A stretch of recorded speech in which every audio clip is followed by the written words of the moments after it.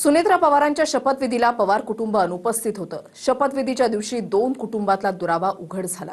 शपथविधीला शरद पवार, सुप्रिया सुळे, रोहित पवार, युगेंद्र पवार गैरहजर होते। सुनेत्रा पवारांचे पुत्र जय पवार उपस्थित तर पार्थ पवारांची अनुपस्थिती पाहायला मिळाली।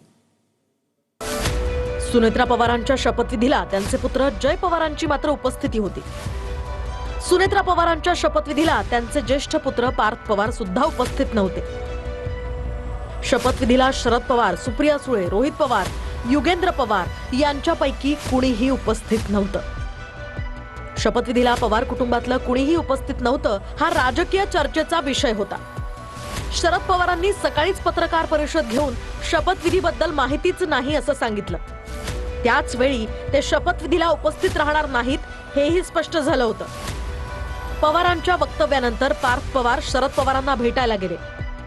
या भेटीत त्यांनी पवारांना शपथविधीला निमंत्रण दिल्याचीही चर्चा आहे। या भेटी दरम्यान पार्थ पवार बाहेर येऊन फोनवरून कुणाशी तरी बोलताना दिसत होते। थोड्या वेळाने सुप्रिया सुळे बाहेर येऊन पार्थ पवारांशी बोलायला लागल्या। त्यानंतर त्यांनीही माध्यमांशी बोलताना शपथविधी असल्याचं माहीत नसल्याचं म्हटलं। या सर्व नाट्यमय घडामोडींमुळे दोन कुटुंबांमधला संघर्ष हा उघड्यावर आला। पवारांनी पत्रकार परिषदेत शपथविधीबद्दल अनभिज्ञ असल्याचं सांगत सकाळीच शपथविधी सोहळ्यापासून अंतर ठेवलं। पवारांच्या भूमिकेमुळे आणि पार्थ पवारांच्या भेटीमुळे दोन्ही पवार कुटुंबात सर्व काही आलबेल नसल्याचं स्पष्ट झालं।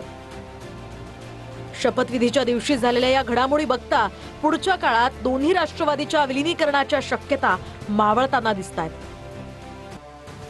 दुसरीकडे स्वतः पवार आणि जयंत पाटलांनी मात्र विलीनीकरणाची दादांची इच्छा होती असं वक्तव्य केलंय।